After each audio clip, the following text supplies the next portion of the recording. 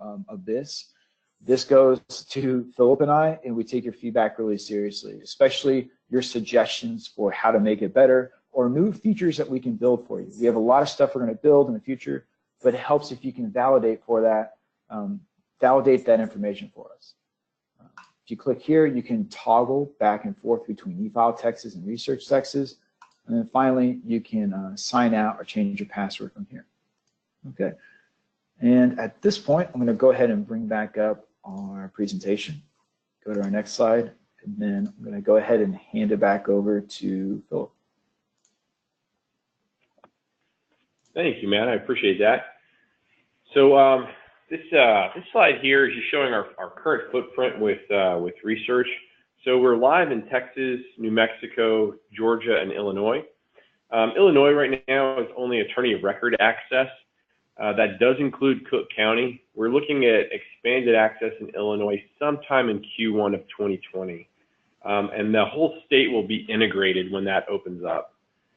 Georgia, we have pretty much the entire metro Atlanta area. We cover about 50% of the state of Georgia. Georgia's a little bit different than Texas and Illinois and New Mexico because it's a county by county approach. We'll also likely be adding in the state of Maine. Matt and I presented out there a couple of weeks ago, and now we're working on contract terms for Maine. Also in the pipeline coming up in the next couple of years are Idaho and Oregon, as well as Indiana. So, and then I'm sorry, in Louisiana, we also just brought on our first parish, and we'll be extending that out very likely to the rest of the state. We're going to test it out in St. Tammany Parish first, and then see if we can get the rest of the state on. We do have the e-filing contract for the entire state of Louisiana. I know a lot of Texas attorneys have trouble getting documents in Louisiana, so hopefully having a similar user interface will assist with that down the road.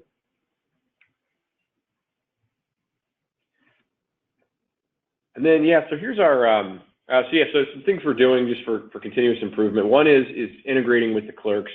Like I said, Collin County is actually going live with their integration tonight. And then Dallas will be it's slated for next Friday, and that could get bumped to later in June, depending on if the Commissioner's Court approve this contract we're signing with them. And then, and once we're integrated with those courts, the hearings and the orders and judgments on those cases will populate, regardless of whether they're e-filed or not. And then we're also consistently doing GoToWebinar training. So if there's some Jackson Walker paralegals, legal assistants, attorneys, research librarians, whoever it is that missed this webinar and the one we did last week, feel free to let us know. We're happy to do these. It's over our lunchtime, and we have a catered thing here at the office, so we don't have to we don't miss out. We still get to eat lunch.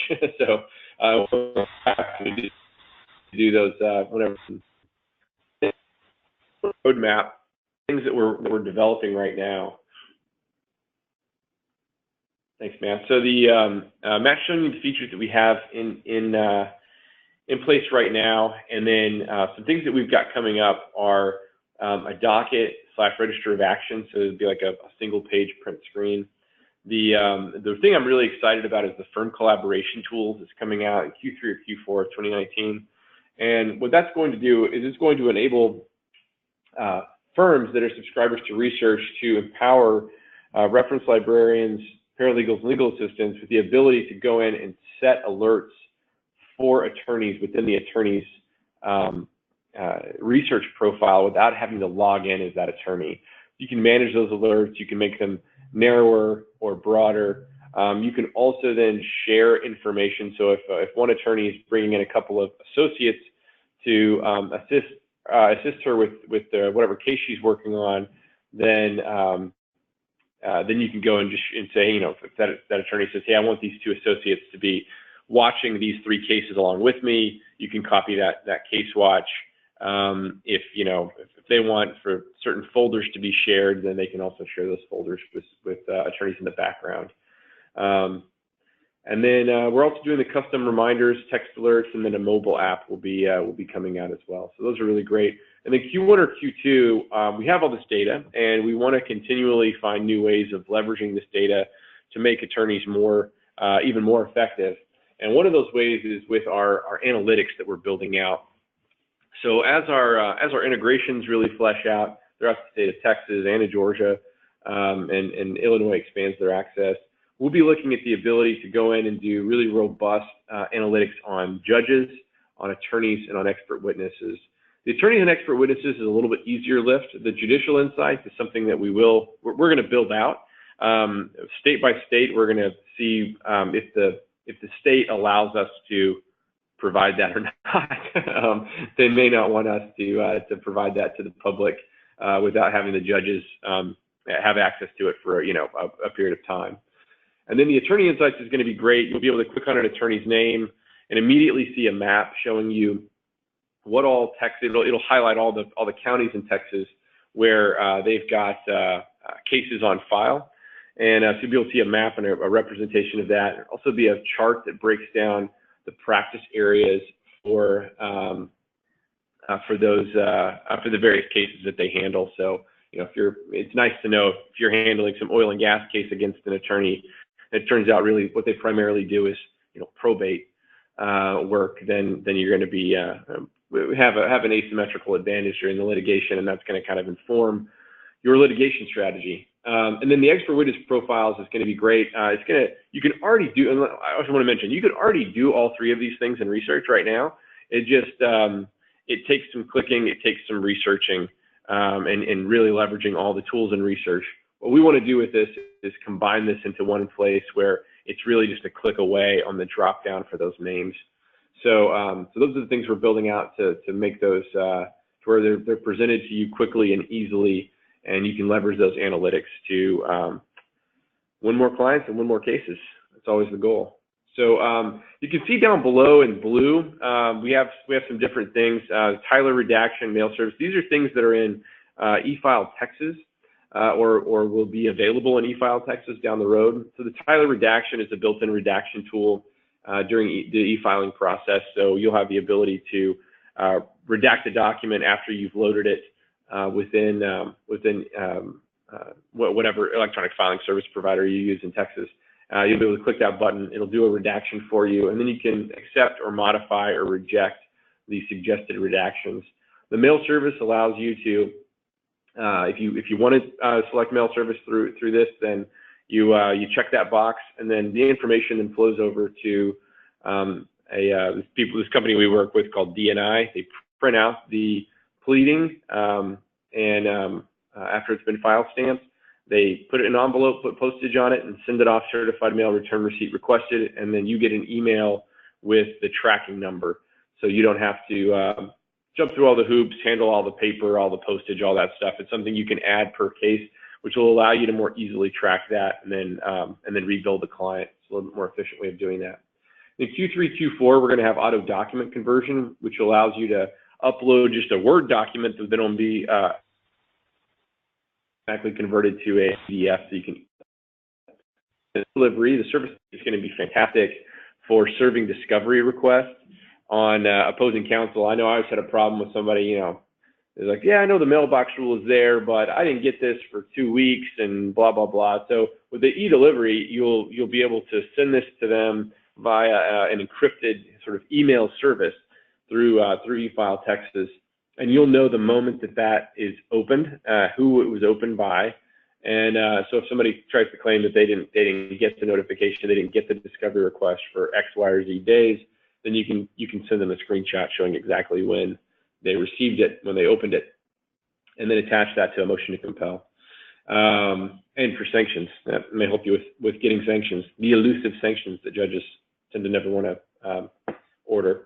And then the bulk filing is going to allow largely people that, entities that are filing tax cases or eviction cases to do those. One of the features that we're looking at building out into that too will be doing bulk filing of vacation letters onto all of an attorney's cases across the state at once, which will save a lot of time and headaches. Then the autofill filing, this last little add-on piece, will allow you to put in a filing. And then if you select the autofill filing option, you could scan in the document, and then it will automatically populate the cause number, the party names, the attorney names, etc., and fill in all those fields for you. Just save you time during the e-filing process. So that's what we've got coming down the pipeline for both research, and all the research items are in red. and then the e-file stuff is in blue. But yeah, so I'm going to open it up to questions. Do y'all have any questions, or would you like to see any particular searches in research? We'll unmute you all really quickly. There we go.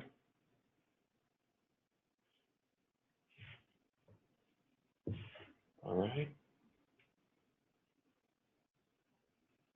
And then if anybody has any questions, they could also raise their hand if they. Muted.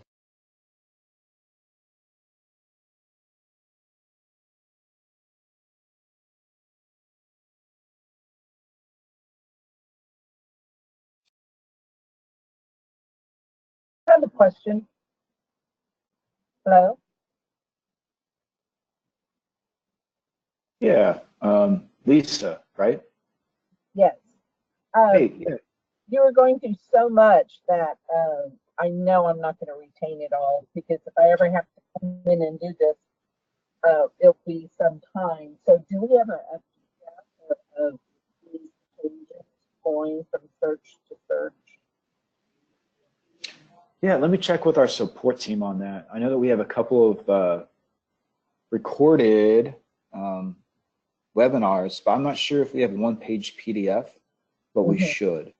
So let me check with the support team and see if we can get that sent out to you. Or something. Great question. Yeah, great suggestion.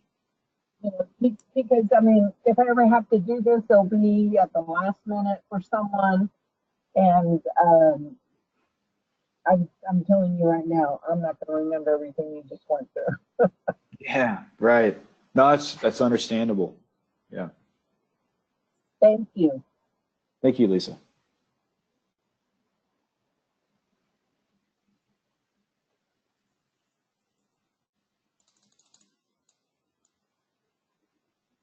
Okay, well, feel free. I'm going to go ahead and show you our contact information. You can email either Philip or I if you have any questions or suggestions, and then we'll get back with Lisa about that one-page PDF get started guide, see if we have something we can send out to all of you. Thank you for all attending, and I hope you have a good rest of the day.